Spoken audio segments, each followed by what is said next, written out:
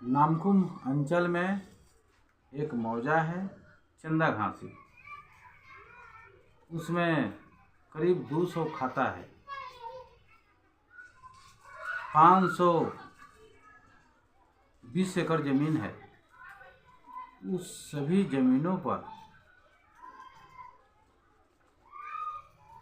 देवघरिया के नाम से कुछ लोग फर्जी पेपर बनाकर उस पर ज़बरदस्ती दखल दहानी चाहते हैं, लेकिन वहाँ उसी ज़मीन पर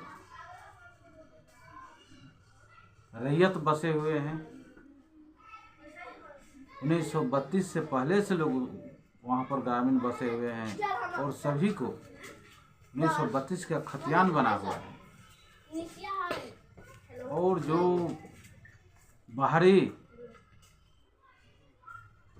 बालाजी इंटरप्राइजेज जो कंपनी है वो ज़बरदस्ती उस ज़मीन को हासिल करना चाहती है, लेकिन वहाँ के गांव ग्रामीणों में बहुत भारी अंकुरों से गुस्सा है, जिसके चलते कल लोग थाना के भी घेराव किए, SDO ऑफिस का भी घेराव किए हैं, उनसे भी मिले हैं। लेकिन जो मुझे पता चला कि उस केस को खारिज करने के लिए भी SDO साहब को आवेदन दिया गया है, उसको रद्द किया जाए।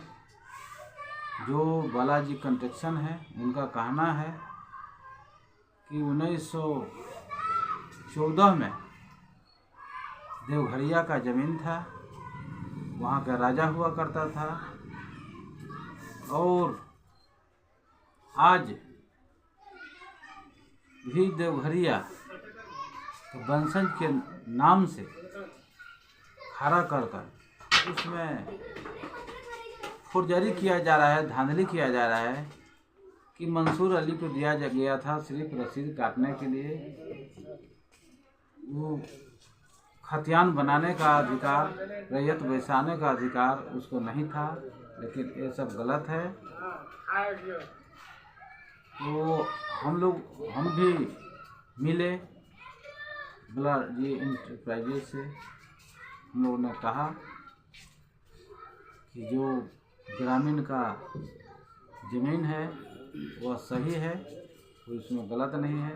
अगर आपका ज़मीन है तो आप 5 डिसमिल रजिस्ट्री कराकर और मोटेशन कराकर दिखा दीजिए, हम लोग मान लेंगे कि ग्रामीण का नहीं आपका ज़मीन है। बालाजी इंटरप्राइजेज का कहना है कि जो देवघरिया का 520 एकड़ ज़मीन है, वह ज़मीन मंसूर अली का नहीं है, देवघरिया का है। और राजा था कि हम लोग 1960-62 में हम लोग केस जीते हुए हैं।